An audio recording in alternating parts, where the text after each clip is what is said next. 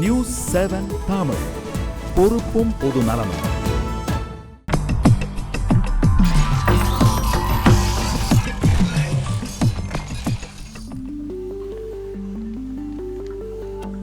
வணக்கம், இது arise TMT கம்பிகள் வழங்கும் கேள்வி நேரம். இந்த நிகழ்ச்சி மூலமாக மீண்டும் உங்களை சந்திப்பதில் மிக்க மகிழ்ச்சி. நான் செந்தில். மக்கள் சமூகம் சார்ந்து உங்கள் ஒவ்வொருவருக்குள்ளும் ஓடிக்கொண்டிருக்கும் கேள்விகளுக்கு தினமும் 1 மணி நேரம் பல்வேறு துறை சார்ந்த வல்லுநர்களோடு விடை காணும் நேரம் இது. அந்த வகையில் இன்றைய கேள்வி நேரத்தில் நாம் விவாதத்திற்கு எடுத்துக்கொண்டிருக்கக்கூடிய பொருளை முதலில் பார்க்கலாம். ராசா ஐடி அமைச்சராக இருந்தபோது இதை பரிந்துரை செய்தார். அவர் சொன்னதன் அடிப்படையில் சட்டம் இயற்றப்பட்டது. அதை அமைச்சரவையும் ஏற்றுக்கொண்டது.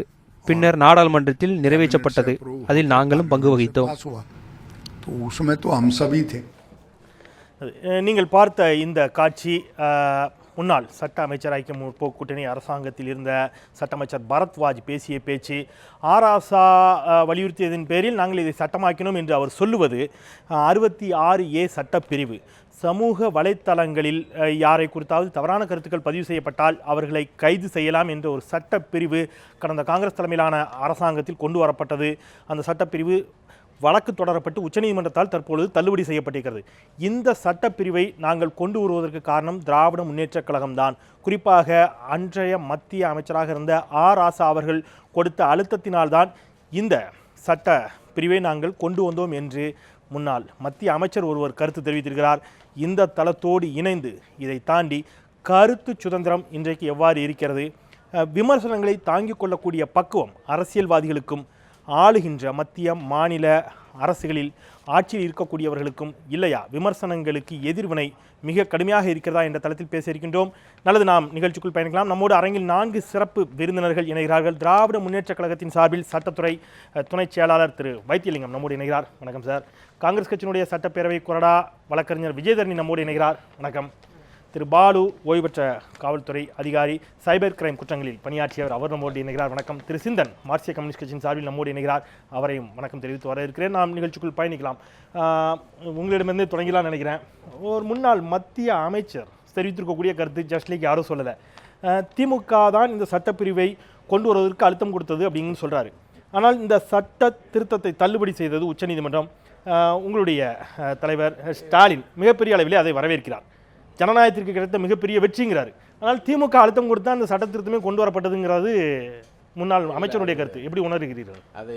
இப்பொழுது அரசியல் காரணங்களுக்காக இவர் அப்படி சொல்கிறார் என்று தான் நாம் அதை பொருள் கொள்ள வேண்டும். ஏன்னா முன்னாள் நிதியமைச்சர் ப. சிதம்பரம் கூட இதை வரவேற்றிருக்கிறார். அது தவறாக டிராஃப்ட் செய்யப்பட்டது, அமுல்படுத்தப்பட்டது என்று அவரும் இதை அது சட்டம் கொண்டு வரப்பட்டதை அவரும் கண்டித்திருக்கிறார். அப்போ அவர் கட்சியில் இருக்கிறவருக்கு மீறி தான் இவர் கொண்டு வந்தாரா என்பதை பற்றி விளக்கம் எதுவும் சொல்லணும் இல்லையா? அதோட இல்லை ப. சிதம்பரம் விமர்சித்ததை பற்றி ஏதும் கண்டுகொள்ளாமல் ராசா சொன்னார், அதுவும் தொடர்பில்லாமல் சொன்னார். இப்பொழுதுதான் ஃபர்ஸ்ட் டைம் சொல்றார், முதலாக சொல்லுகிறார். அதை எப்படி ஏற்றுக்கணும்? இது ஒரு அழுத்தம், அரசியல் நிர்பந்தம் காரணமாக இதை சொல்கிறார் என்றுதான் பொருள் கொள்ள வேண்டும். தீர்ப்பு வந்த உடனேயே தளபதி ஸ்டாலின் அவர்கள் மிக தெளிவாக இதை நாங்கள் முழுவதும் வரவேற்கிறோம், முற்றாக வரவேற்கிறோம், வரவேற்கத்தக்கது என்று அவர் தெளிவாக சொல்லியிருக்கிறார். ஏன்னா இது வரவேற்கப்படத்தக்கது என்பதில் எந்த சந்தேகமும் இல்லை. இப்போ ஒரு சட்டமே செல்லாது என்று சொல்லுகிற அடிப்படை உரிமையை பாதுகாப்பதற்குத்தான் நீதிமன்றங்கள் இருக்கின்றன. இதில் ஒரு சட்டம் அடிப்படை உரிமையை பாதிக்கிறது என்று சொன்னால் 3 நிலைகள் இருக்கிறது. இப்போ தீர்ப்பு தெளிவாக தெளிவாக சொல்லியிருக்கிறார். இந்த இதை பொறுத்தவரை இது அரசியல் காரணங்கள் வைப்பது உள்நோக்கத்தோடு கூடிய விமர்சனமாக. உச்சநீதிமன்றம் இந்த சட்டத்தை இப்பொழுது ரத்து செய்திருப்பதை காங்கிரஸ் கட்சி எப்படி பார்க்கிறது? உள்நோக்கத்தோடு தான் திமுகவின் மீதும் ராசாவின் மீதும் காங்கிரஸ் விமர்சனத்தை வைத்திருக்கிறதா? இல்லை, இது காங்கிரஸ் விமர்சனம் என்றெல்லாம் கூற முடியாது. சட்டத்தை பொறுத்தவரை இந்த சட்டம் என்பது என்னை பொறுத்தவரை ஒரு பெண் என்ற முறையில், வழக்கறிஞர் என்ற முறையில் இந்த சட்டம் சரியான சட்டம் தான். இது இந்த மாதிரி சமூக வலைத்தளங்களில் பெண்களுக்கு எதிராக மிகவும் மோசமான விஷயங்கள் இன்றைக்கும் நடைபெற்று வருகிறது. பல கொடுமை நடந்துகிட்டு இருக்கு. அதற்கு ஒரு கடுமையான சட்டம் தேவைதான். ஆனால் இன்னைக்கு அந்த சட்டம் ஒரு நல்ல நோக்கத்தோடு தான் உருவாக்கப்பட்டிருக்கு. அது திமுக உருவாக்கினாலும் சரி, காங்கிரஸ் உருவாக்கினாலும் சரி, யார் உருவாக்கி இருந்தாலும் அந்த சட்டம் தப்பான சட்டம் கிடையாது. அது உருவாக்கப்பட்ட நோக்கம் சரிதான். ஆனால் அதை பயன்படுத்தி விட மாநில அரசுகள் தான் அதை காவல்துறை மூலமாக அமல்படுத்த வேண்டும்.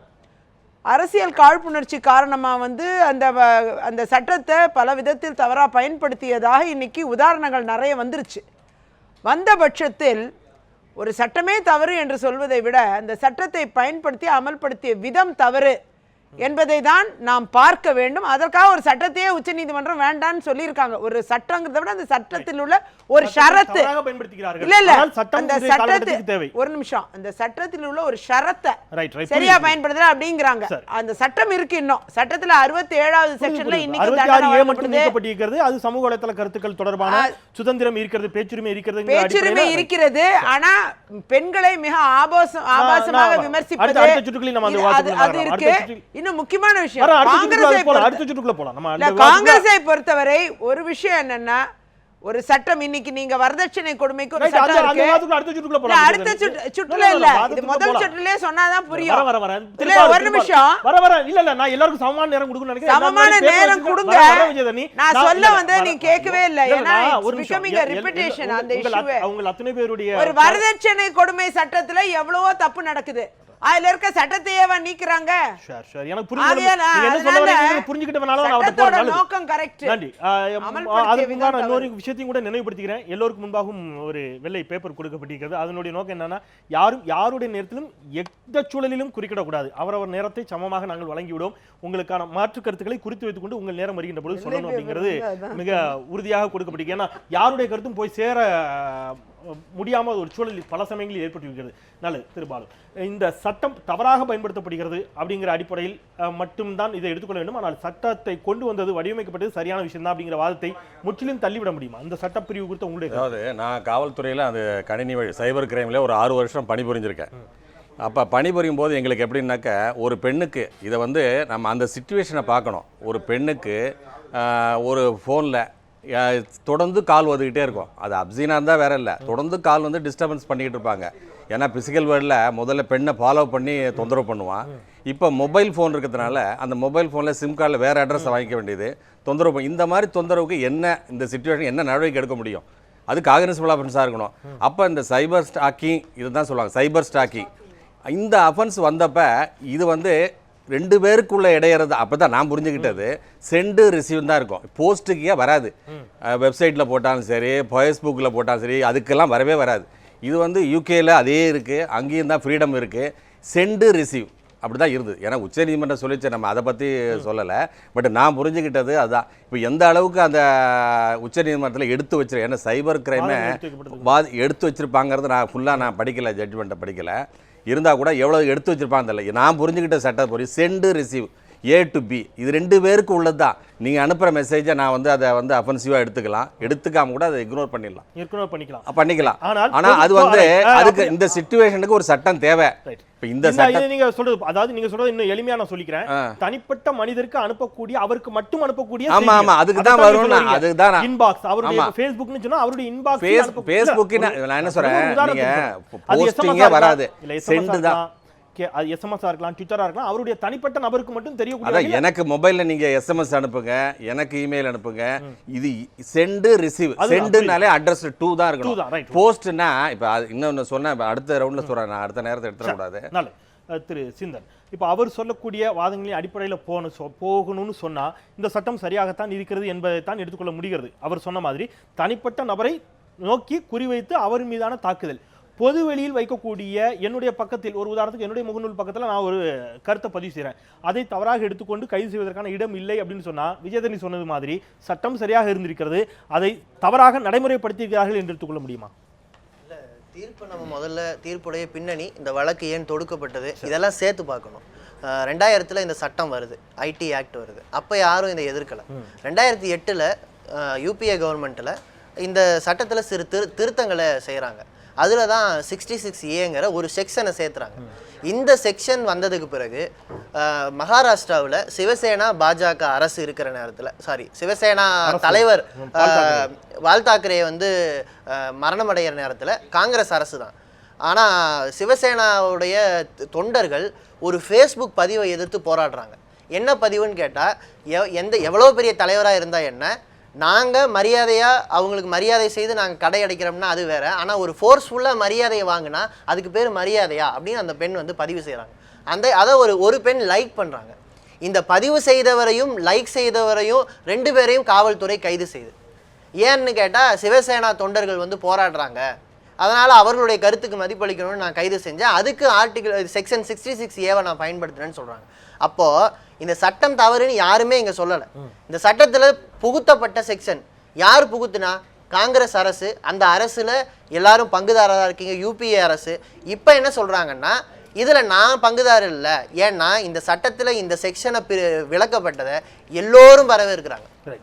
நான் என்ன சொல்கிறேன், இப்போ இவங்க வரவேற்கிறதையும் நான் ஏற்றுக்கிறேன். ஸ்டாலின் அவர் வரவேற்கிறாரா? நல்ல விஷயம். காங்கிரஸுடைய அபிஷேக் சிங்வி வரவேற்றுக்கிறாரா? நல்ல விஷயம். ஆனால் இப்போ இது தவறு என்று நீங்கள் உணர்ந்த பிறகு நீங்கள் என்ன செய்யணும்னா, தவறுன்னு உணர்ந்துட்டேன்னு மக்கள்கிட்ட சொல்லணும். மாறா பாலை வந்து அவங்களோடது அப்படின்னு கோர்ட்டில் தள்ளி விடுற விதமாக தான். நீங்கள் மாநில அரசு தவறாக பயன்படுத்தியது அப்படிங்கிற ஒரு வாதத்தை வைக்கின்ற பொழுது 2012 ஊழலை விமர்சித்து ஒரு கார்ட்டூன் போடப்படுகிறது. அசீம் திரிவேதியை கைது செய்கிறது காங்கிரஸ். தமிழகத்தில் கார்த்தி சிதம்பரத்தின் மீதான விமர்சனத்தை வைத்து ஒரு பதிவு, அவர்களின் மீதும் நடவடிக்கை எடுக்கப்படுகிறது. இப்போ நீங்க சொன்னீங்க பெண்கள் எவ்வளவு கொச்சைப்படுத்தப்படுகிறார்கள். ஏதாவது ஒரு 5 உதாரணங்கள். சாதாரண பணியில் அலுவலகத்தில் பணியாற்றிக் கொண்டிருக்கக்கூடிய பெண்கள் இந்த மாதிரி குற்றம் சாட்டி அவர்களுக்கான கொடுமைகளுக்கு எதிராக இந்த சட்டம் பயன்படுத்தப்பட்டிருக்கிறது அப்படிங்கறத உங்களால் உதாரணம் சொல்ல முடியுமா? அதிகமாக அரசியல் நோக்கங்களுக்காக நடைபெற்றிருக்கக்கூடிய காங்கிரஸ் உட்பட இன்னைக்கு வந்து நேற்றைய தினம் வந்து ஒரு கன்விக்ஷன் வழங்கப்பட்டிருக்கு. செக்ஷன் 67 கீழே, ஏன்னா 66A ஸ்ட்ரக் டவுன் ஆயிடுச்சு முந்தா நேத்து. அதனால அதுல 66Aவும் FIRல போட்டு சார்ஜ் ஷீட்ல வந்த கேஸ் அது. ஆனா செக்ஷன் 67 அதாவது ஒரு சுதீர் நம்பூதிரி ஏதோ ஒரு ஆளு, அவர் வந்து ஒரு IT ஃபீல்டில் சாதாரண நபர், அவர் ஒரு பெண்ணை இந்த மாதிரி கொடுமைப்படுத்துறாரு, இந்த மாதிரி இதெல்லாம் அமிச்சு அவங்கள வந்து ரொம்ப அசிங்கப்படுத்தி எல்லாம் பண்றாரு. அவர் மேலே போடப்பட்ட கேஸ் வந்து செக்ஷன் 66Aலையும் இருக்குது, 67லையும் இருக்குது, 506லையும் இருக்குது, பார்ட் 2ல இருக்குது.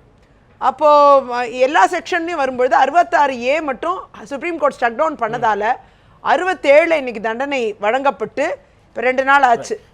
அதாவது நான் என்ன கேட்குறேன், ஏன் காங்கிரஸும் இதை அரசியல் காரணங்களுக்கு சாதாரண மக்களுக்கே ஜட்ஜ்மென்ட் கிடைச்சிருக்கே. இல்ல நான் அதை கேக்குறேன். நான் கேக்குறது நீங்க காங்கிரஸ் திமுக அதிமுக இதெல்லாம் விட்டுருங்க. இல்ல எப்படி விட முடியும்? அதனால விவாதம் ஏங்க அரசியல் கட்சியில இருந்தா கூட நான் கேக்குறேன், அரசியல் கட்சியில இருந்தா கூட எங்களை அசிங்கப்படுத்தலாமா சும்மாவே? திருமதி விஜயதரணி அதுதான் சொல்றேன். ஒரு நிமிஷம்.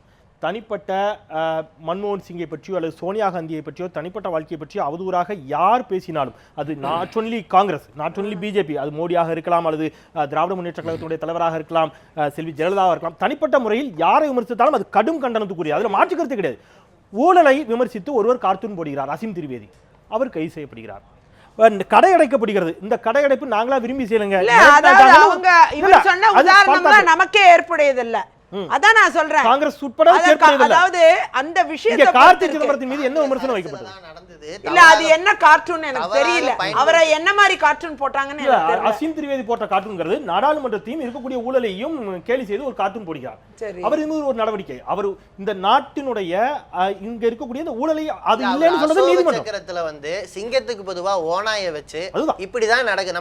இது வந்து அப்போ ஓநாய்கள் தான் ஆளுகின்றன அப்படிங்கிற மாதிரி சொல்றாரு. சரி இல்ல நான் கேக்குறேன், அசோக சக்கரங்கிறது நாட்டுடைய பெருமை மிக்க ஒன்று, அதுல ஓநாய மாத்தி வைக்கிறத அவர் பெருமை மிக்க கம்யூனிஸ்ட் இந்த நாட்டுல தான் இருக்கீங்களா முத புரிஞ்சு. அதாவது ஒரு விஷயம், இன்னைக்கு தேசிய கொடியை அவமானப்படுத்தினா அதுக்கு தண்டனை உண்டு, அத மாதிரி அசோக சக்கரத்தை அவமானப்படுத்தினா தண்டனை உண்டா இல்லையா? 66A இல்லனாலும் தண்டனை உண்டு. ஒரு இடைவேளைக்கு பிறகு தேசிய கொடியை அவமானப்படுத்துவது நிச்சயமாக ஏற்றுக்கொள்ள முடியாத ஒன்று.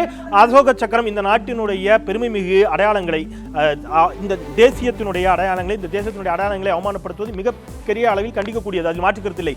பல அரசியல்வாதிகள் பல இடங்களில், மாவட்ட ஆட்சியர்கள் பல கட்சி கூட்டங்களில் சுதந்திர தினத்தன்று தேசிய கொடி தலைகீழாக ஏற்றப்பட்டிருக்கிறது.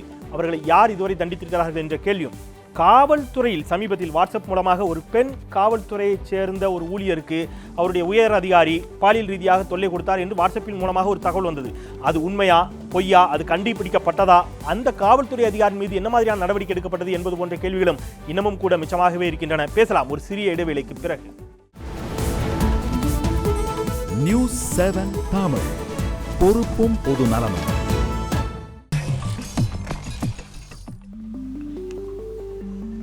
சிறிய விளம்பர இடைவெளிக்கு பிறகு மீண்டும் RSTMT கம்பிகள் வழங்கும் கேள்வி நேரம் நிகழ்ச்சிக்கு உங்களை மிகுந்த அன்போடு வரவேற்கின்றேன். கருத்து சுதந்திரத்திற்கு இங்கே தடை விதிக்கப்பட்டிருக்கிறதா? தடை என்பது சட்ட ரீதியிலான தடை அல்ல, ஒரு மறைமுக மிரட்டல். அரசியல்வாதிகளால், ஆட்சியாளர்களால் தங்களுடைய கருத்துக்களை எதிர்கொள்ள முடியாத ஒரு சூழலில் இன்றைக்கு நீக்கமறை எல்லா அரசியல் கட்சிகளும் அந்த நிலைக்கு தள்ளப்பட்டிருக்கிறார்கள் என்ற தளத்தில் விவாதித்துக் கொண்டிருக்கின்றோம். திரு வைத்திலிங்கம், நான் இந்த 66A அப்படிங்கிற ஒரு தொடக்கமாக வைத்து தான் இந்த விவாதத்தை தொடங்கினேன். அப்பொழுதே நான் சொன்னேன், கருத்து சுதந்திரத்தை எதிர்கொள்ளக்கூடிய ஒரு விமர்சனத்தை எதிர்கொள்ளக்கூடிய மனநிலையில் இன்றைக்கு அரசியல்வாதிகள் இல்லையான்னு கேட்டேன். நான் திமுக எல்லா கட்சியும் சேர்த்து கேட்கிறேன். ஒன்றும் இல்லை, இப்போ இந்த தீர்ப்பினுடைய மைய கருத்து என்னென்னா ரைட் டு டிசென்ட். இது வந்து அந்த மாறுபடுகிற உரிமையை உச்சநீதிமன்றம் இது வந்து வலியுறுத்தி இருக்கிறது. அந்த ரைட் டு டிசென்ட்டை வந்து நல்லா டிஸ்கஷன் விழா வாரியாக தான் டிஸ்கஸ் பண்ணியிருக்காங்க. முந்தைய தீர்ப்பு 55 பழைய தீர்ப்புலாம் சொல்லி தான் டிஸ்கஸ் பண்ணிட்டு கடைசியில் அவங்க வந்து முடிக்கிறப்ப என்ன சொல்கிறாங்கன்னா, ஒரு உரிமை என்பது விவாதம், பரிந்துரைத்தல், தூண்டுதல், இந்த 3 கட்டங்களாக ஒரு நடவடிக்கையை நாம் வந்து பகுத்து பார்க்க முடியும். விவாதம், பரிந்துரைத்தல் என்ற 2 நிலைகளில் இருக்கும் பொழுது எந்த செயலும் தண்டிக்கத்தக்க குற்றம் ஆகாது. 3வது நிலையை எட்டும்போது தான் அது தண்டிக்கத்தக்க குற்றமாக ஆகிறது. ஆனால் அந்த செயல் முதல்ல எட்டிடுறாங்கிறத பண்றாங்க. ஆக தவறாக பயன்படுத்தப்படுவதற்கான வாய்ப்பு இருக்குது. அது தவறாக பயன்படுத்தப்பட்டால் அது குற்றம். ஆனால் அதற்கு முந்தைய 2 நிலையிலே இருக்கும் பொழுது அது அதன் குரலை நிறுத்துவது தவறுன்னு சொன்னாங்க. பிரதமர் மோடி இந்த தீர்ப்பை வரவேற்றிருக்கிறார். ஆனால் அவருடைய அடிஷனல் சொலிசிட்டர் ஜெனரல் என்ன சொல்கிறார் நீதிமன்றத்தில் வாதிட்டார்னா, அதுக்கு ஒத்துக்கொள்ளலை. நாங்கள் இந்த சட்டம் தவறாக பயன்படுத்தப்படாது என்பதற்கான வழிமுறைகளை ஆய்ந்து நான் உங்களுக்கு சமர்ப்பிக்கிறோம். எனவே நீங்கள் அதை ஏற்றுக்கொண்டு இந்த சட்டம் செல்லும் என்று தீர்ப்பளிக்க வேண்டும் சொல்லி வாதிடுறார். அந்த வாதத்தை உச்சநீதிமன்றம் ஏற்றுக்கொள்ள மறுத்துவிட்டு தான் இதை வந்து இப்போ வந்து இந்த தீர்ப்பு சொல்லிருக்காங்க. காரணம் என்னன்னா, அது மைய தவறாக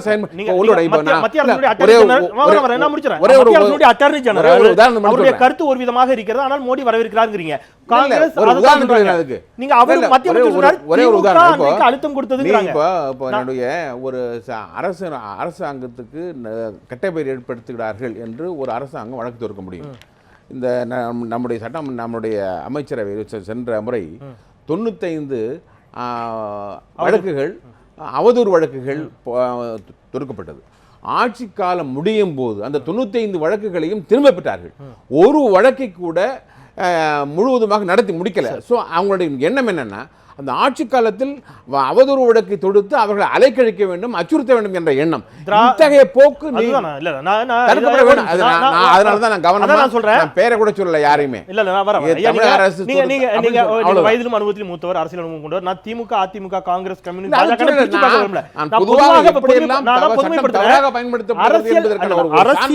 அந்த சட்டத்தை விட்டுருங்க. அரசியல்வாதிகள் இன்றைக்கு விமர்சனங்களை ஏற்றுக்கொள்ளக்கூடிய பக்குவத்தில் இருந்து விலகி விட்டார்களா? காமராஜரிடம் இருந்த விமர்சனத்தை தாங்கிக் கொள்ளக்கூடிய கெட்ட வார்த்தை, அச்சுறுத்தல், திட்டுதல், ஆபாசம், இந்த 4 இருக்கக்கூடாதுங்க. இது இல்லாத விமர்சனங்களை நாம் ஏற்றுக்கொள்ள தயார். நிச்சயமாக ஏற்றுக்கொள்ள வேண்டும். கெட்ட வார்த்தை பயன்படுத்தக்கூடாது, ஆபாசம் இருக்கக்கூடாது. அது நானும் ஒத்துக்கிறேன். நான் கேட்கறது, அந்த சூழல் இப்பொழுது நிலவுகிறதா? குறைந்தபட்சம் நீங்கள் சார்ந்திருக்கக்கூடிய திராவிட முன்னேற்ற கழகத்திலாவது அந்த சூழல் நிலவு. நாங்கள் சட்டத்தை தவறாக பயன்படுத்த மாட்டோம். நிச்சயமாக ஆரோக்கியமான விவாதத்தை எப்பொழுதும் கழகமும் கலைஞரும் வரவேற்று தான் வந்திருக்கும். நல்லது, நன்றி விஜயதரணி. இந்த சூழல், விமர்சனத்தை எதிர்கொள்ளக்கூடிய சூழல் குறைந்தபட்சம் காங்கிரஸிடம் இருக்கிறதா? நிச்சயமா. இப்போ நாங்கள் எவ்வளோ எங்கள் டாக்டர் மன்மோகன் சிங் அவர்கள்லாம் இப்போ கண்ணா பின்னான்னு விமர்சனம் பண்ணியிருக்காங்க. அன்னை சோனியா காந்தி அவர்களை தனிநபர் விமர்சனமே கடுமையாக இந்த சோஷியல் மீடியாவில் ரொம்ப மோசமான வகையில் எல்லாரும் கிடையாது, குறிப்பிட்ட சில நபர்கள் ரொம்ப மோசமாலாம் விமர்சனம் பண்ணிருந்தோம் இருக்கு, இப்பயும் கிடக்கு. ஆனால் அவங்க கம்ப்ளைண்டே கொடுக்கல.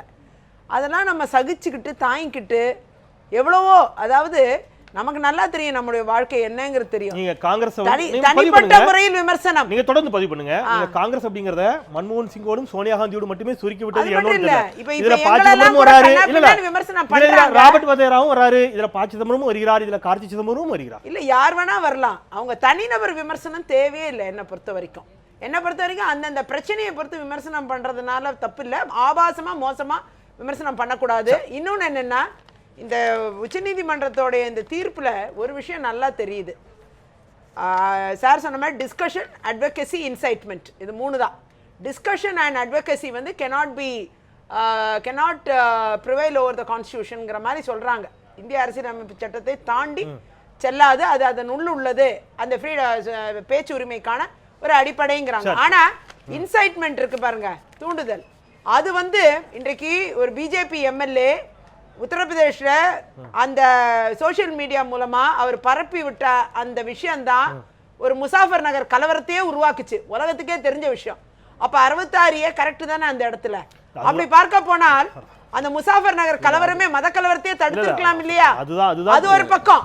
அது ஒரு பக்கம். இன்னொன்னு பாத்தீங்கன்னா மோடி என்ன, நீங்க மோடியை குறிப்பிட்டு கேட்டதுனால சொல்றேன். நான் மோடியை குறிப்பிட்டு கேட்கல. இல்ல இப்ப டிஸ்கஸ் பண்ணீங்க. இல்ல நான் கேட்கல. ஒரு நிமிஷம் நான் சொல்லிறேன்.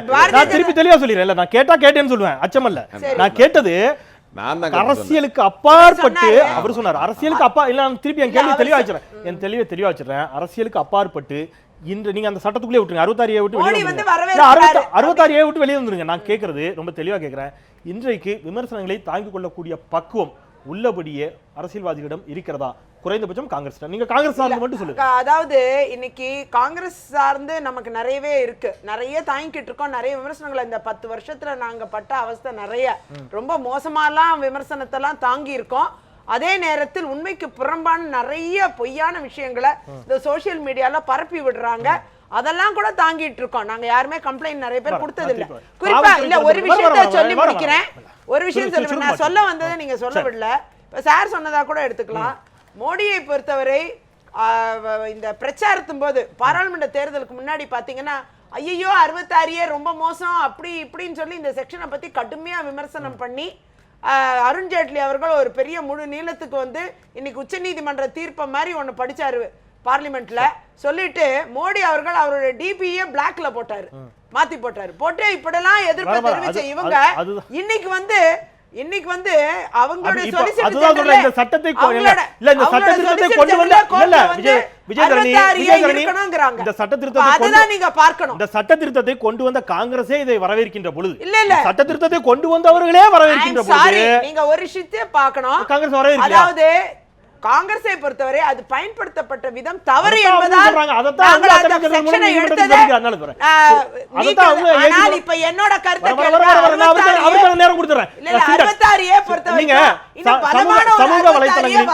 சமூக வலைத்தளங்களில் நீங்க விமர்சனங்கள் வைக்கப்படுவது, அரசியல் கட்சிகளின் மீதான விமர்சனங்கள் ஏற்புடையது, அதுல மாற்று கருத்து கிடையாது.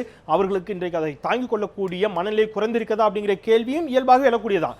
மார்க்சிஸ்ட் கம்யூனிஸ்ட் கட்சியின் மீது சமூக வலைத்தளங்களில் தொடர்ந்து வைக்கப்படக்கூடிய விவாதம், குறிப்பாக தனியார் தொலைக்காட்சியின் மீதான ஒரு தாக்குதலில் நீங்க போய் உங்களுடைய பொதுச் செயலாளர் ஜி ராமகிருஷ்ணன் போய் அவர்களை சந்தித்து வந்து உடன் வலைத்தளங்களில் விவாதம் வைக்கப்படுகிறது. உங்களுடைய வரதராஜன் அவர்கள் மரணத்தின் பொழுது அது வந்து தற்கொலை அல்ல, கொலையாக இருக்கலாம், அல்லது அவர் மரணத்திற்கு தூண்டப்பட்டிருக்கலாம் என்பது போன்ற செய்திகள் வந்தன அப்படின்னு சொல்லி மற்றொரு தனியார் தொலைக்காட்சியின் மீது மார்க்சிஸ்ட் கம்யூனிஸ்ட் கட்சி தொண்டர்கள் தாக்குதல் நடத்தினார்கள். வீடியோவோடு வெளியில் வந்தது. ஏன் இவர்களுக்கு இன்றைக்கு கருத்து சுதந்திரம் பேசுகிறார்கள், இவர்களுக்கு அன்றைக்கு அதை அனுமதிக்கக்கூடிய மனநிலை இல்லையான்னு ஒரு கேள்வி வருது. நான் தான் திருப்பி கேட்கிறேன், இதற்கு இடதுசாரிகளும் விதிவிலக்கு அல்லவா? நான் ரொம்ப, அதாவது இந்த விவாதம் ஏற்கனவே நீங்க சட்டத்தை பத்தி இல்ல செக்ஷனை பத்தி தான் பேசணும்னு சொன்னேன். கருத்து சுதந்திரத்தை பத்தி தான் நம்ம அடுத்தது பேசுறோம். பொதுவா வந்து இப்ப அரசியல்வாதிகள் கருத்து சுதந்திரத்தை பற்றி பேசக்கூடிய நிலையில் இருக்கிறாங்களாங்கிறதுக்கே இந்த சட்டம் நிறைவேற்றப்பட இடம் முக்கியமானது. நீங்க இந்த சட்டம் கொண்டு வரப்படும் போது, அதாவது அந்த செக்ஷன் இணைக்கப்படும் போது 2008 இந்த 66Aங்கிற செக்ஷன் இணைக்கப்படுது. விவாதமே இல்லாமல் இணைக்கப்பட்டது. 7 நொடியில் 7 சட்டங்களை நிறைவேற்றினாங்க. அந்த நேரத்தில் சிபிஎம் வந்து தலையிட்டோம், இது வந்து தவறானதுன்னு சொல்லி. 2012 அமெண்ட்மெண்ட் கொண்டு வரதுக்கான வாய்ப்பு கிடைத்த போது எங்களுடைய சிபிஎம்முடைய எம்பி ராஜீவ் உட்பட 3 எம்பி தான், பிஜு ஜனதாதளம், சிபிஎம், இன்னொரு இண்டிபெண்ட் எம்பி, இந்த 3 பேர் தான் இந்த குறிப்பிட்ட சரத்து மிகவும் ஆபத்தானதுன்னு சொன்னோம். இப்போ முசாஃபர் நகர் கலவரத்தை பற்றி கூட சொன்னாங்க. 66A அமலிலே இருந்த காலத்தில் தான் அந்த முசாஃபர் நகர் கலவரம் மிக திட்டமிட்ட முறையில் பரப்பப்பட்டது.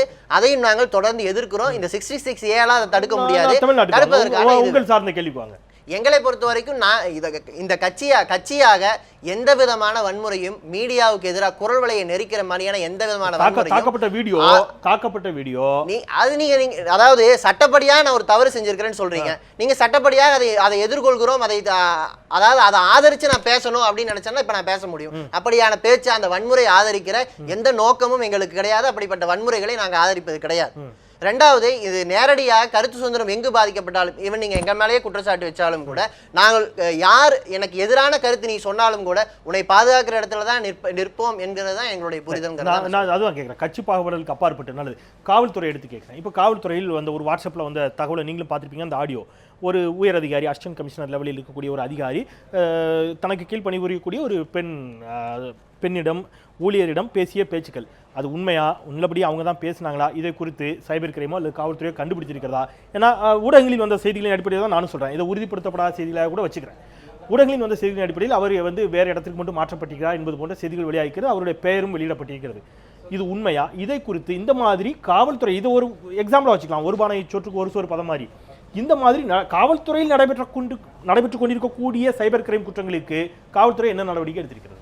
இல்லை, அது அவங்க டிபார்ட்மெண்ட் ஆக்ஷன் எடுப்பாங்க. இப்போ அது நமக்கு புரியும். நான் ரிட்டையர்ட் போலீஸ் எடுத்துருக்காங்களான்னு கேட்குறேன். இல்லை, இது வந்து டிபார்ட்மெண்ட்டில் ஒரு அதிகாரியை பற்றி ஒன்று சொன்னாங்க, டிபார்ட்மெண்ட்டில் அவங்க ட்ரான்ஸ்ஃபர் பண்ணி டிபார்ட்மெண்ட் ஆக்ஷன் எடுப்பாங்க. இது அவங்களுக்கு இந்த மாதிரி சட்ட ரீதியாக சட்டத்தின்படி இந்த சட்டத்தின்படி அவர்களுக்கு இப்போ அவங்க சொன்ன 66A விட்டுருங்க, 67 படி அவர்கள் மீது வழக்கு தொடர்ந்து அவர்களை கைது செய்து நடவடிக்கை எடுக்க வேண்டிய எல்லாரும் சம்பந்தம் தானே. நான் இந்த அதிகாரியை விட்டுருங்க, அந்த மாதிரி காவல்துறையில் ஏதாவது நடந்திருக்கான்னு நான் கேட்குறேன். காவல்துறையில் இந்த எதுவுமே இல்லை இது வரைக்கும். ஒன்று சொல்லுங்களேன் நமக்கு. நீங்க அந்த ஸ்டாட்டிஸ்டிக்ஸ் நான் இப்ப கைவசம் வச்சல. இல்ல ஐபிசி நீங்க சைபர் கிரைம்காகவே முன் வந்து அந்த மாதிரி இதுவரை யார் மீதும் நடவடிக்கை இல்ல சைபர் கிரைம் விடுங்க, மத்த ஐபிசிலயும் எடுத்திருக்காங்கல்ல, எத்தனை போலீஸ் ஆஃபீஸர் நடவடிக்கை எடுத்திருக்காங்கல்ல. போலீஸ் சைபர் கிரைம் மேல நீங்க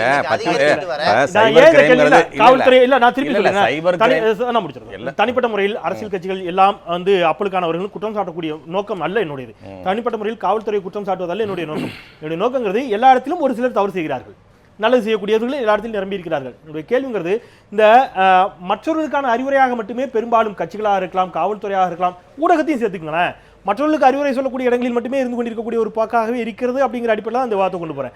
காவல்துறை நடவடிக்கை எடுக்குதுன்னு சொன்னா காவல்துறைக்குள்ளேயே இவ்வளவு பிரச்சனை இருக்குதா, என்ன நடவடிக்கை அப்படிங்கிறதா என்னுடைய கேள்வியாக இருந்தது. நீங்க கேட்கறது சட்டத்துக்கு முன்னே எல்லாரும் சமந்தான்.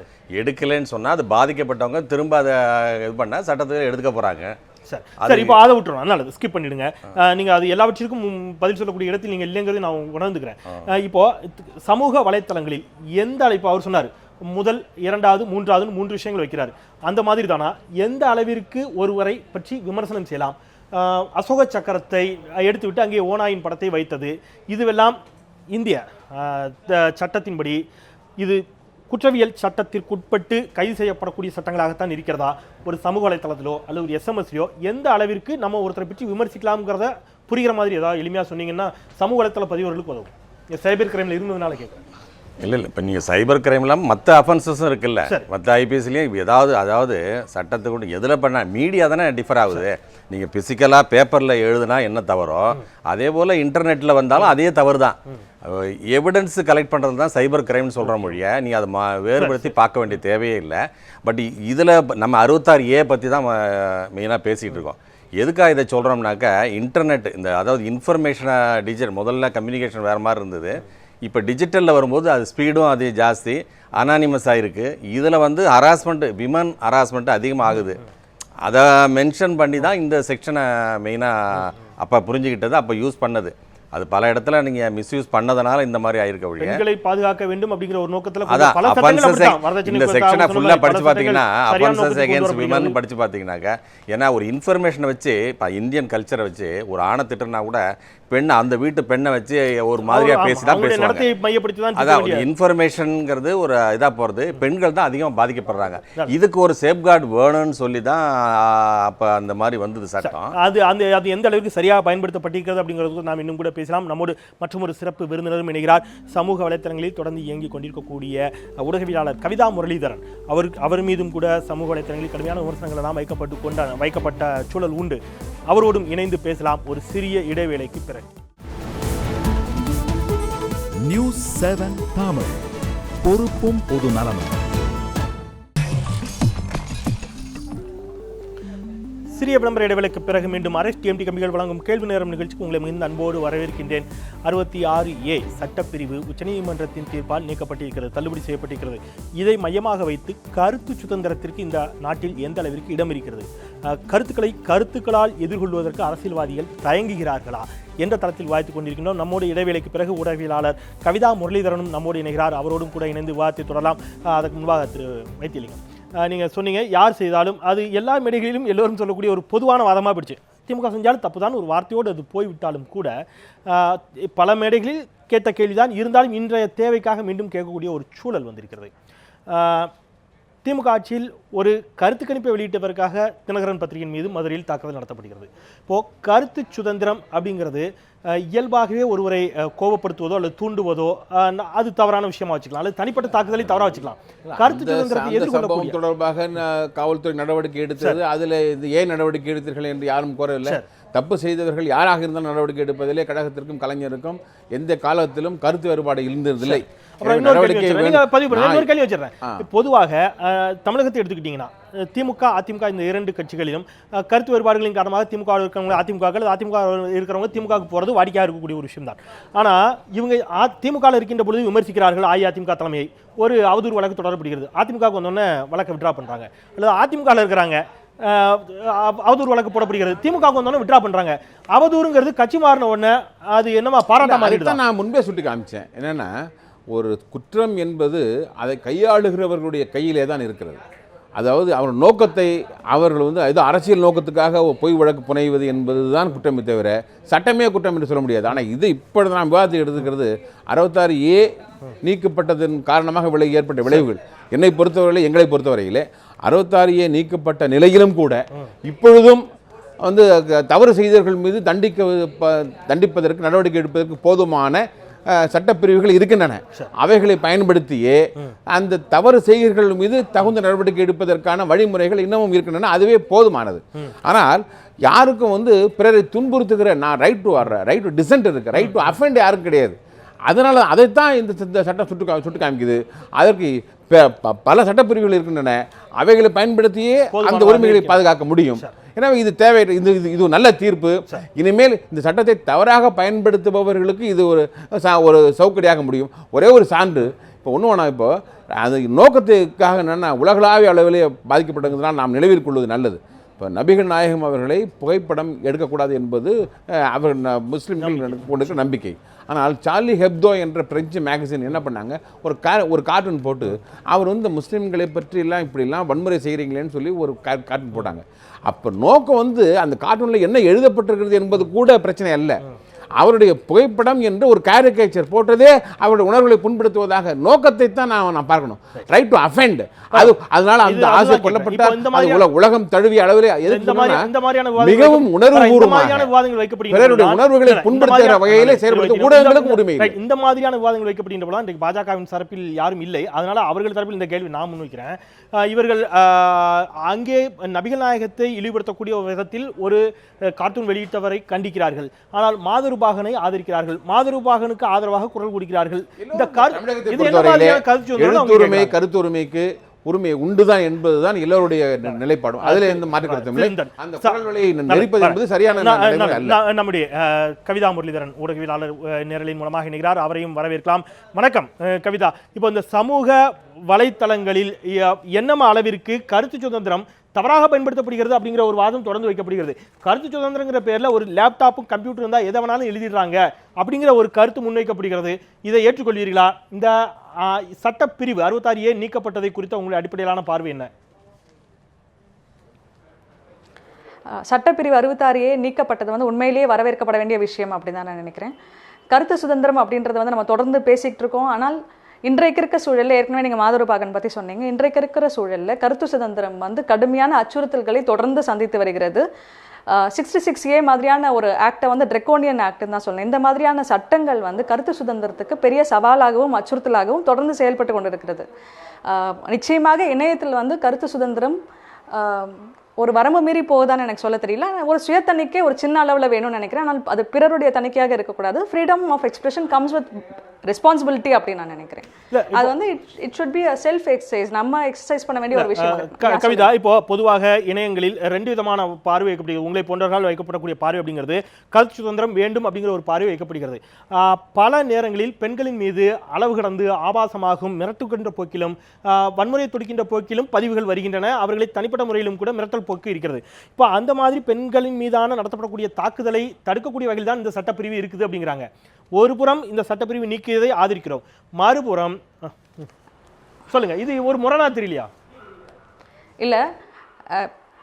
இல்லை இப்போ வேற ஒருத்தர் பேசினார், அவர் வந்து ரொம்ப தெளிவாக சொன்னார். 66A மாதிரியான ஒரு பிரிவு இல்லை என்றால் கூட பல சட்டங்கள் வந்து இந்த மாதிரியான விஷயங்களுக்கு இருக்கு. அவதூறுகளுக்கு, இணையத்தில் வரக்கூடிய அவதூறுகளுக்கும் சில சட்டங்கள் வந்து இருக்க தான் செய்யுது. ஏற்கனவே இருக்கக்கூடிய சட்டப்பிரிவுகளை வைத்து இதை டீல் பண்ண விட முடியும் அப்படின்னு தான் நான் நினைக்கிறேன். 66Aல வந்து நீங்கள் ஒரு லைக் போட்டால் இல்லை ஒரு ஷேர் பண்ணால் கூட அரெஸ்ட் பண்ணிட முடியும், இல்லை ஒரு மோசமான ஒரு நடவடிக்கை எடுக்க முடியும் அப்படின்றது நிச்சயமாக ஏற்றுக்கொள்ளக்கூடிய நடவடிக்கை அல்ல. நீங்கள் சொல்கிற மாதிரி பெண்களுக்கான அச்சுறுத்தல் வந்து இணையவெளியில் நிச்சயமாக அதிகம் இருக்கிறது. இப்போ நீங்கள் விரும்புகின்ற பட்சத்தில் இந்த கருத்துக்களை பதிவு செய்யலாம். உங்களின் மீதும் தனிப்பட்ட முறையில் இணையத்தின் மீது இணைய வழியாக உங்களின் மீதான விமர்சனங்களும் கடுமையான தாக்குதலும் முன்வைக்கப்பட்டதாக சில செய்திகள் வந்தன. அது உண்மைதானா? உண்மை என்று சொன்னால் நீங்கள் அதற்கு சட்ட ரீதியாக என்ன மாதிரியான நடவடிக்கைகள் எடுத்திருக்கீங்க? ஏதாவது நடவடிக்கை எடுத்திருக்கிறீங்களா? நான் வந்து எனக்கு ஆரம்பத்திலேருந்து ஏதாவது ஒரு இந்த மாதிரியான நம்மளுடைய கருத்துக்களை போடும்போது நிச்சயமாக தாக்குதல் வரத்தான் செய்யுது. இப்போ சமீபத்தில் ஒரு பிரச்சனைக்காக வந்தது. அந்த சமயத்தில் நான் வந்து நடவடிக்கை எடுக்கக்கூடாது அப்படின்னு தான் நான் நினச்சேன். ஓரளவுக்கு எல்லை மீறி போகும்போது அது ஃபிசிக்கலான அசால்ட்டாக மாறும்போது வேணால் இல்லை அது மாதிரியான ஒரு த்ரெட்டாக மாறும்போது நடவடிக்கை எடுக்கலாம். மற்றபடி இணையத்தில் வரக்கூடிய மிரட்டல்களுக்கெல்லாம் நடவடிக்கை எடுக்க வேண்டாம் அப்படின்றது தான் என்னுடைய தனிப்பட்ட நிலைப்பாடாக இருக்கிறது. அந்த மாதிரியான ஃபிசிக்கல் த்ரெட்டாக இது வரைக்கும் எனக்கு எதுவும் வந்ததில்லை. இணையத்தில் நிச்சயமாக த்ரெட்ஸ் வந்திருக்கு. அது பெருசு, அது ஐ இக்னோர் இட். ரைட். நிறைவாக சுருக்கமாக இப்போ நம்முடைய தேசியத்திற்குடைய இந்த தேசத்தினுடைய பெருமைமிகு அடையாளங்களை சிதைக்கின்ற மாதிரி அவமானப்படுத்துகின்ற மாதிரியான செயல்களில் ஈடுபட்டால் நடவடிக்கை எடுக்கலாம், அது வந்து தவறல்ல அப்படிங்கிற ஒரு வாதத்தை இங்கே சட்டப்பேரவை உறுப்பினர் விஜயதரணி வைத்தார்கள். இப்போ உங்களின் மீது வரக்கூடிய விமர்சனங்களுக்கு கருத்துக்களால் முதுறாங்கன்னா உங்களை போன்றவர்களின் மீது, குறிப்பாக உங்களே எடுத்துங்க, உங்களின் மீது மிகப்பெரிய அளவிலே இனத்தின் மீது நடத்தப்பட்ட அந்த தாக்குதலுக்கான காரணம், நீங்கள் அந்த மாதிரி தேசத்தின் அடையாளங்களை எதாவது அவமானப்படுத்தினீர்களா? உங்கள் மீது என்ன கோபம்? எதனால் உங்கள் மீதான அந்த தாக்குதல்? மிகப்பெரிய தாக்குதல்னு சொல்ல முடியாது. ஒரு 4-5 பேர் வந்து இணையத்தில் மிரட்டினாங்க. தாக்குதல் வந்து தாலியை பற்றி பேசினதுக்காக தான். அந்த தாலி இஷ்யூ வரும்போது அதை பற்றி என்னுடைய கருத்துக்களை நான் வந்து வெளியிட்டதுனால தான் அந்த இணைய தாக்குதல் நடந்தது.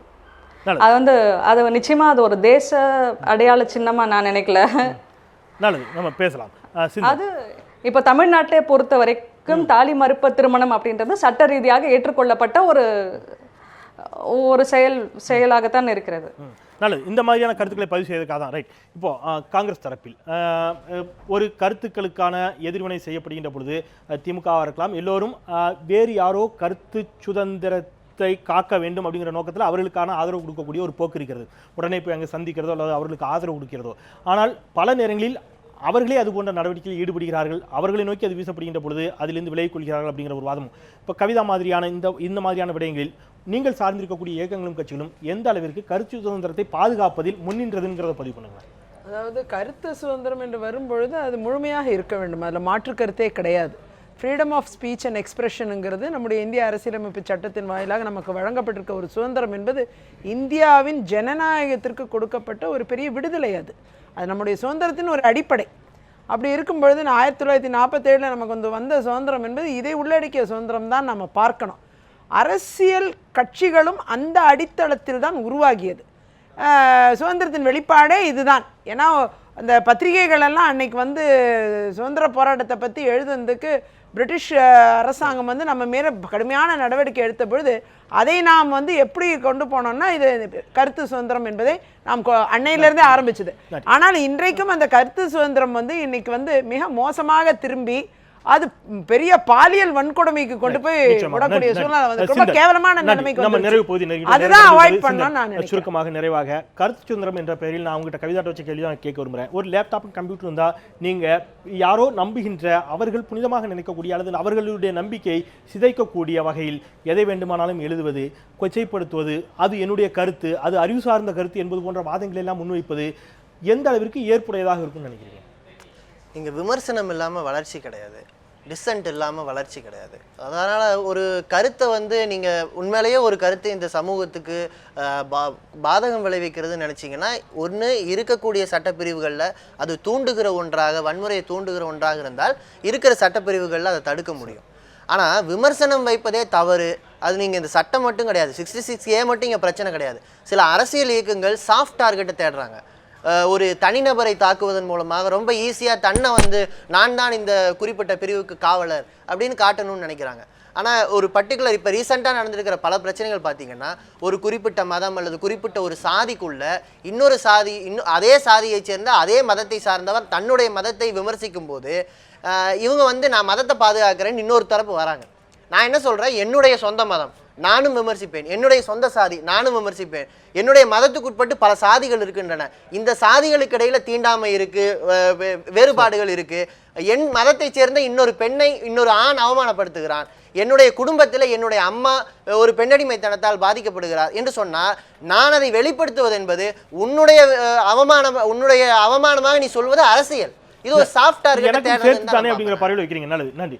நிறைவாக சுருக்கமாக இல்ல நம்ம நேரம் உன்னுடையனா ஐ மீன் ஒரு தனிப்பட்ட, அதனால அப்படி பார்க்க நானும் அதை சார்ந்து இருக்கிறேன் அப்படிங்கிற முறையில கூட நான் பல விஷயங்களை எதிர்க்கின்ற பொழுது என்னுடைய சமூகத்தை நான் விமர்சிப்பது என்பது ஒரு தனிப்பட்ட அடையாளமாக சுருக்குனா அது அரசியல்ங்கிறேன். சாஃப்ட் டார்கெட்டை தேடுற அரசியல். உண்மையில அரசியல் தன்னுடைய தகுதியை இழந்து விட்டதால் தான் இந்த மாதிரி போகுது. சுருக்கமாக இருக்கக்கூடிய சட்டப்பிரிவுகளின் அடிப்படையில் இது போன்ற பிரச்சனைகளுக்கு சுருக்கமாக சொல்லுங்கள், தீர்வாக நீங்கள் நினைப்பது. இல்லை, இப்போ எனக்கு என்னன்னா, ஒரு டிஃபமேட்ரியை வந்து அதில் ஐபிசியில் இருக்குது, இதில் இருக்குது, போன டிஃபமேஷனில் கேஸ் போடலாம் ஜென்ரலாக வந்தால். இப்போ நம்ம 66A டிஃபமேஷனையும் கன்ஃபியூஸ் பண்ணக்கூடாது.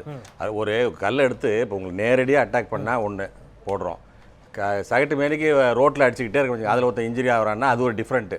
புரியுதா உங்களுக்கு? இப்போ இதில் என்னென்னா, நம்ம இதை சொல்லுறது 66 என்ன காக்னிசபிள் அஃபென்சஸ் வரணும். பெண்களை வந்து இந்த இன்டர்நெட் டிஜிட்டல் மீடியாவில் அவங்க அஃபெக்ட் ஆகிறாங்க, இதை காப்பாற்றணும்.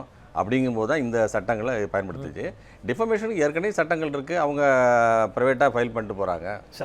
இப்போ இதற்கான தீர்வாக நீங்கள் நினைக்கக்கூடியது, நான் வந்து இப்போ இது அதாவது கருத்து சுதந்திரம் என்ற அடிப்படை உரிமை நியாயமான கட்டுப்பாடு, ரீசனபிள் ரெஸ்ட்ரிக்ஷன்ஸ், அதை உள்ளடக்கியது என்பதை நாம் எல்லாரும் உணர்ந்திருக்கிறார்கள். ஆனால் அரசாங்கம் வந்து அந்த காக்னிசபிள் அஃபென்ஸாக இதை ஆக்கி, அதாவது வாரண்ட் இல்லாமல் கைது செய்கிற உரிமையை அவர்களுக்கு கொடுத்து அதன் மூலம் விவாதம் தூண்டுதல் என்ற நிலையிலேயே அவர்களை முடக்க முயற்சிப்பதற்கு தவறு என்ற அளவில் தான் இந்த தீர்ப்பு வந்திருக்கிறது. எனவே இது வரவேற்க தகுந்த தீர்ப்பு.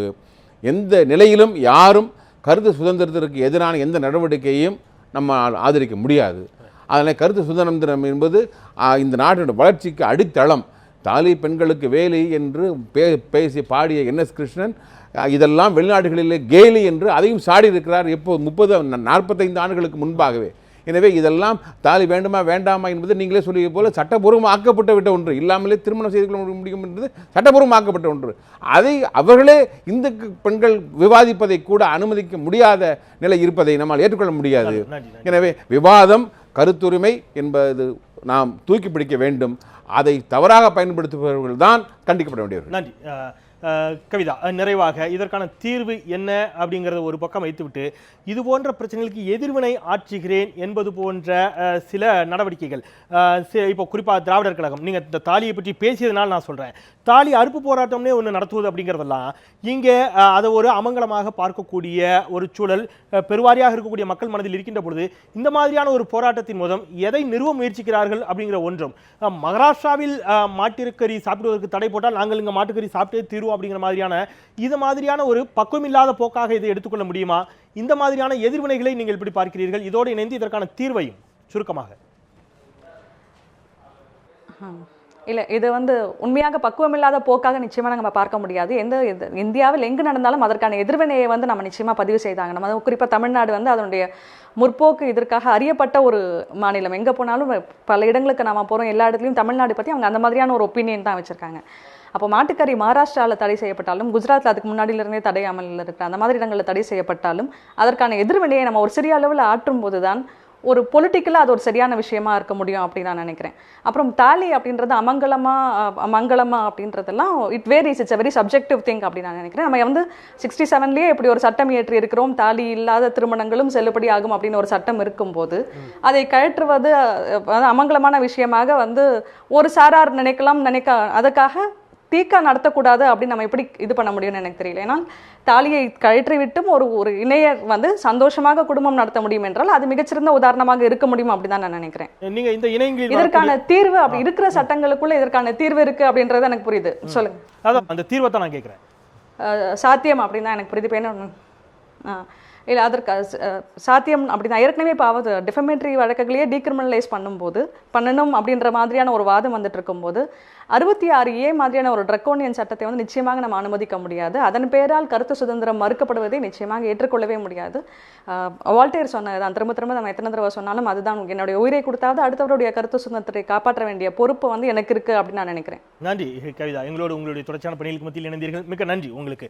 நிறைவாக திருமதி விஜயதரணி, இந்த எதிர்வினைகள் அப்படிங்கிறது பெரும்பாலும் கருத்துக்களை கருத்துக்களால் எதிர்கொள்வது அப்படிங்கிறது பல நேரங்களில் தனிப்பட்ட துவேஷமாக நீங்கள் மதம் சார்ந்து வச்சாலும் அல்லது பகுத்தறிவு சார்ந்து வச்சாலும், அவர் சொல்கிற மாதிரி திராவிடர் கழகங்களாக இருக்கலாம் அல்லது இடதுசாரி இயக்கங்களாக இருக்கலாம், ஒரு ஹிந்துத்துவா நம்பிக்கை உள்ளவர்களின் மீதான தாக்குதல், அல்லது நீங்கள் காங்கிரஸ் இடதுசாரிகள், திமுக அதிமுக கருத்துக்களாக மோதாமல் நான் எல்லா கட்சியும் சேர்த்து கேட்குறேன், நேரடியாக இந்த மாதிரி வன்முறை போக்கோடு பேசக்கூடிய ஒரு பேச்சு அப்படிங்கிறதுக்காக தீர்வாக நீங்கள் நினைப்பது இது சட்டத்திற்கு அப்பாற்பட்டு, சட்டத்தை தாண்டி, அதாவது இது போன்ற போக்குகளுக்கு தீர்வு வந்து ஃபஸ்ட்டு தனிநபர் ஒழுக்கம் என்பது ரொம்ப முக்கியமாக நான் நினைக்கிறேன்.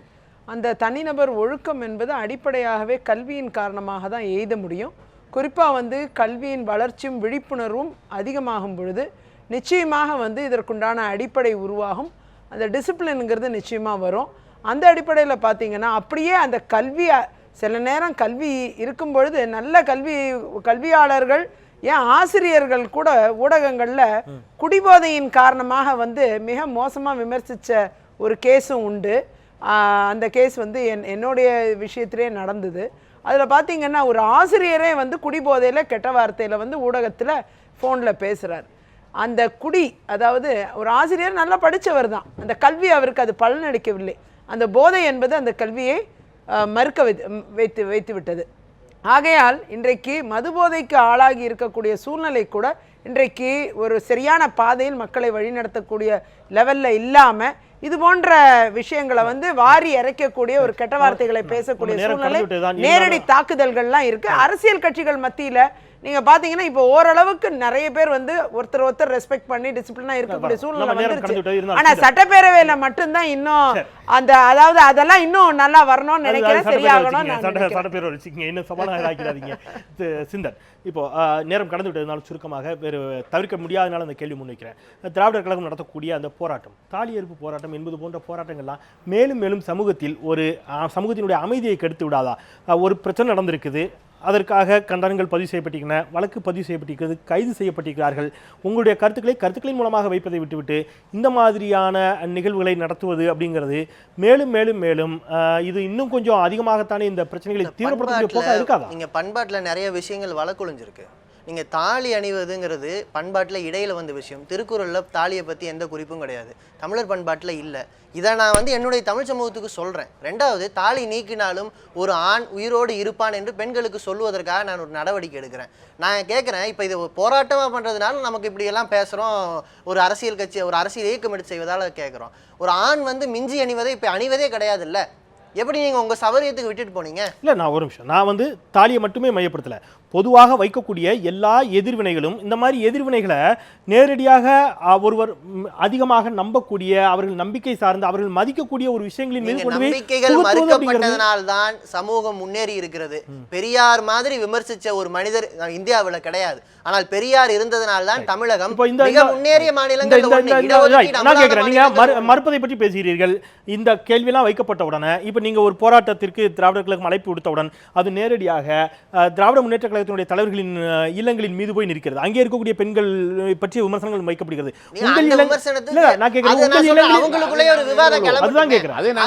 எதிர்கொள்ளக்கூடிய வல்லமை எங்களுக்கு இருக்கிறது. கேள்வி என்னன்னா, நான் ஏன் இந்த கேள்வி முன்வைக்கப்படுதுன்னா, அவங்க ஒரு விஷயத்தை முன்வைக்கிறாங்க. நீங்கள் பேசக்கூடிய, நீங்கள் சொல்லக்கூடிய, நீங்கள் நம்புகிறோம் என்று நீங்கள் பறைசாற்றிய கொள்கைகளை நீங்களே கடைபிடிக்காமல் எங்கள் மீது மட்டும் ஏன் திணிக்கிறீர்கள் ஒரு கேள்வி வருது. ஜனநாயகத்துடைய அழகே அதுதாங்க. ஒரு குடும்பத்துக்குள்ள மாறுபட்ட கருத்து இருக்கிறவங்க இருப்பாங்க.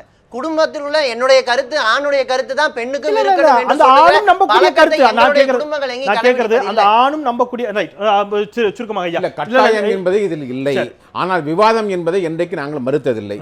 இப்போ சுயமரியாதை திருமணம் செய்து கொள்ளுகிற பலர் மாலை மாற்றிக்கொண்டு மட்டும் செய்கிறார்கள், விதவிதமான தாலிகளையும் செய்கிறார்கள். அதனால ஒரு வரைமுறை இன்னொருத்தருடைய தாலியை அதுதான் கேட்கிறேன். நான் ஒரு விஷயத்தை சொல்றேன், நான் ஒரு விஷயத்தை சொல்றேன். I should be a role model. நான் வந்து புகைப்பிடிக்காதீர்கள், நான் இந்த சமூகத்துக்கு ஒரு அறிவுரை சொல்றேன்னா, நான் முதல்ல வந்து புகைப்பழக்கத்தை நிறுத்தணும் இல்லையா? அவங்க என்ன கேக்குறாங்கன்னா, திராவிட முன்னேற்ற கழகம் பறைசாற்றிய பகுத்தறிவு, திராவிட முன்னேற்ற கழகம் எடுத்து சென்ற சீர்திருத்த திருமணங்களை எல்லாம் சட்டமாக்கியதெல்லாம் வச்சுங்க. திராவிட முன்னேற்ற கழகம் இன்ன முறையில் தான் இப்படி செய் என்றெல்லாம் வரைமுறை செய்யவில்லை என்பதை நீங்கள் மனதில் கொள்ள வேண்டும். அதில் இல்லாமலும் செய்யலாம் என்பதை சட்டமாக்கி இருக்கிறோம். அதை ஏற்றுக்கொண்டிருக்கிறவர்கள் அந்த முறையில் செய்து கொள்ள, வெறும் திருமண மோதிரம் மற்றும் மாற்றிக்கொண்டு திருமணம் செய்கிறவர்கள், மாலை மட்டும் மாற்றிக்கொள்கிறவர்கள், இப்படி பல முறைகளிலே திருமணம் செய்கிறார்கள். அவைகளெல்லாம் ஏற்றுக்கொள்கிறவர்கள் அவர் ஏற்றுக்கொள்ளும் பொழுது தாலியை முன்பு ஏற்றுக்கொண்டவர்கள் இப்பொழுது உரிமை இருக்கிறது. அவ்வளவுதான். சட்டப்படியாக யாரையும் கட்டாயப்படுத்த முடியாது. ஒரு விஷயம், மாலை மாற்றுறது, மோதிரம் போடுறது, தாலி அணியறது எல்லாமே ஒரே விஷயத்தை நோக்கி தான் பயணிக்கிறது. அதனால ஏதோ தாலி வேணும் வேண்டாம் அப்படி விவாதமே தப்பு. நான் என்னுடைய கேள்வி அவங்க தனிநபர் விருப்பம். நான் என்னுடைய கேள்வி